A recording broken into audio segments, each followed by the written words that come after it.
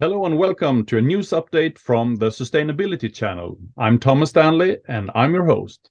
Let's start by having a look at an article in Forbes, and it's about EU moves to delay ESG sustainable reporting requirements until 2026.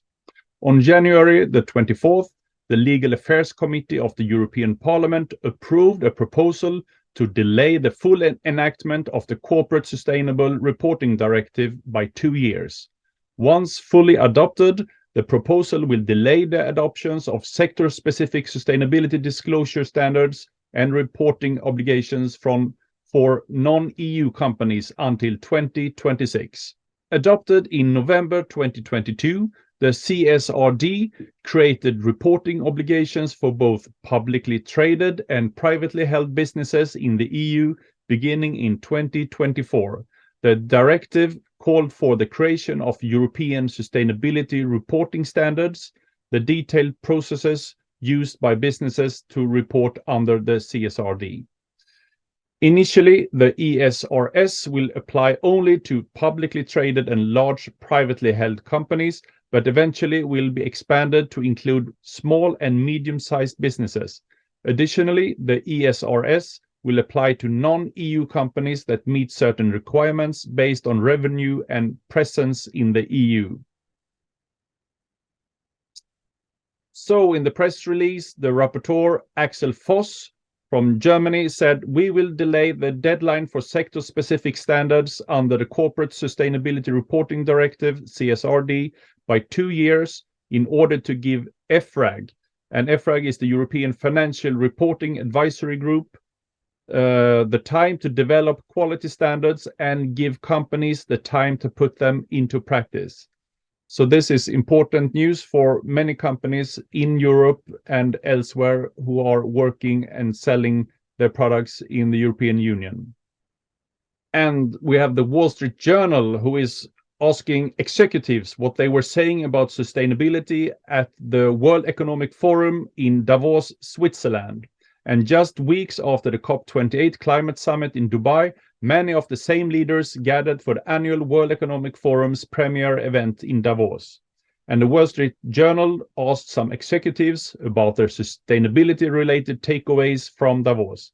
Rich Lesser, chief advisor to the World Economic Forum's Alliance of CEO Climate Leaders and global chair of Boston Consulting Group, he said, among other things, "This idea of being both responsible yourself but a catalyst for systemic change was the main theme of this year's Alliance of CEO Climate Leaders lunch."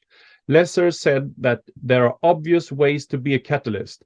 You can encourage action in your supply chain, make it easier for your customers to decarbonize, work as a sector to make it easier for everyone to move faster, work across industries to advance key technologies, and work productively with governments to be a bold partner to help them, but also be a pragmatic partner. Jim Andrew, Chief Sustainability Officer of PepsiCo, said, "Despite so many geopolitical crises on the table, it is telling that climate change remained high on the agenda with a growing understanding on the interconnectivity to other global challenges. The almost universal realization of the urgency for public and private partners to come together around a systemic response was clear." And Lorena Della Giovanna, Senior Vice President and Executive Officer, Chief Sustainability Officer, and Chief Diversity, Equity and Inclusion Officer of Hitachi, said that "we will only reach net zero if we do it together, which is why I have found it heartening to see in recent years a marked increase in sustainability leaders attending Davos and environmental issues more prominent on the WEF agenda. 5 years ago, climate change and nature represented 1/3 of the discussions at Davos. Today, it's 2/3. And Amy Braccio, Global Vice Chair Sustainability of EY, with AI, geopolitics, and the near-term economic outlook dominating conversations, the underlying theme of risk and how we balance long and short-term actions is one of my key takeaways. Every business leader I met at Davos knows that there is never a time that the policy, economic, and social issues align to make it the right time. In 2024, business leaders need to challenge themselves and their organizations to address what they face today in the context of the transition and transformation we need to accelerate now to address climate change. So this was some of the business leaders that were attending Davos. And here's an article in Times Magazine by William Solecki, and he's a professor of geography at Hunter College, City University of New York. Earth 2.0 degrees, how to make passing the 1.5 degrees climate change threshold an opportunity. Addressing the climate crisis will be difficult and demand focused attention and action. It's not a problem that will go away, and in fact, a lot of evidence shows that the world is heating and changing faster weather-wise than we expected just a few years ago.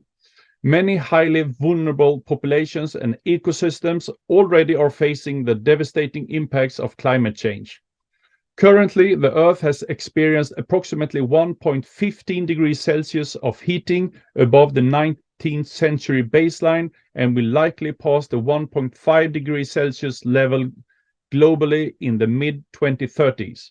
The window of opportunity to forestall this event is about to close, as significant barriers, including lack of financing and institutional capacity, and to say nothing of poverty, consumption, and lack of societal trust.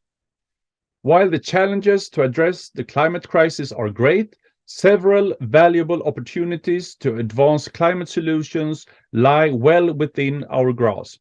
It is important that we collectively work to achieve the goals of what is called climate resilient development, and thereby simultaneously adapt to growing climate risk and incentivize opportunities to reduce greenhouse gas emissions. Whether it is industries and employees retooling for a green economy, or communities fearing loss of their neighborhood to flooding or climate gentrification, the evidence is overwhelming that the more equitable and engaged the decision-making process, the more likely the climate action will be successful. Two other key areas of climate solutions are central to our everyday lives: the quality of life in our cities and towns, and enrichment of the natural world which surrounds and is infused within them. Through responsible and equitable planning, the urban construction or reconstruction taking place now can integrate the latest climate solutions while also making our cities and towns better places to live and provide all with a higher quality of life. Fundamental to this achievement is protecting and more effectively using the services that nature provides human society. The more we can protect and enhance biodiversity and ecosystem function, the more benefits we can accrue in flood reduction, urban cooling, and air and water quality protection. And the author here takes up some examples on how we have turned the history from a bad situation to a better, and how we can do it once again. So read this article, and he closes the article with saying, already the world is full of small-scale climate action success stories and other experiments that are making a difference.